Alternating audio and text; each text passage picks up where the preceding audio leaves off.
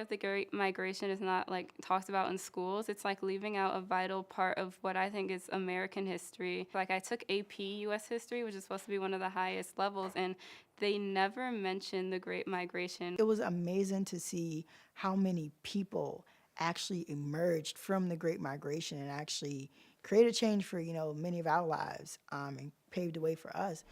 During the Great Migration, more than 6 million African Americans left the rural South, leaving behind everything they knew in the hope of finding a better life in cities such as New York, Detroit, and Washington, D.C. For teacher Cosby Hunt, the Great Migration was the story he wanted to explore as he began developing a new course called Real World History, about making history come alive for high school students. I'm hoping that they can make a lot of connections between what they've learned about the past and the lives that we live.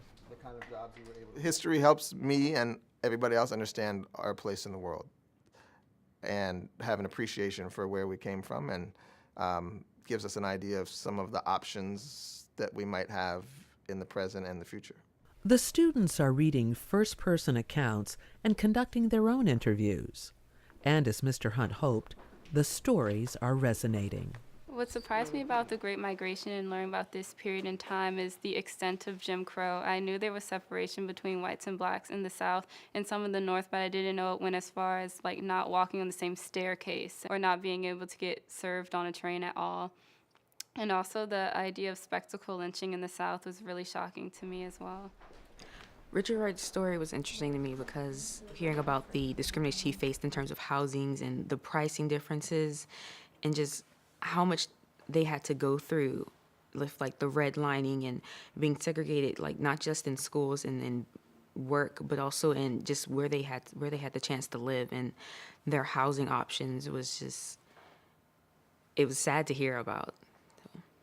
This class actually shows that we're actually talking about how blacks were suppressed. We're actually talking about how white people actually were trying to suppress us so we would actually fall back in line to the system that they had originally crafted.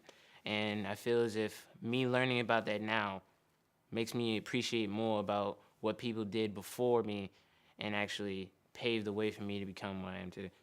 For this pilot year of Real World History, Mr. Hunt has recruited high school students from 11 different public schools in Washington, D.C. I didn't ask them for their GPA. I mean, some of them I can tell, are top of their class.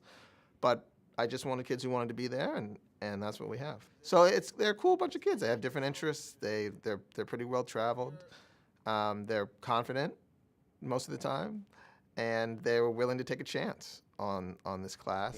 As the course began, Mr. Hunt invested a lot of time in building trust among his students, trying to create a sense of community. Okay, you go, because that wasn't even done. Students could try out ideas and present arguments, knowing that everyone would have a chance to be heard. And as real-world history progressed, Mr. Hunt gave his students an opportunity to discuss current issues as well, like the deaths of African Americans at the hands of police. Why do you think that us as blacks overreact to the deaths that are caused by white police officers, when we do not shed so much light on black crimes that still haunt us today?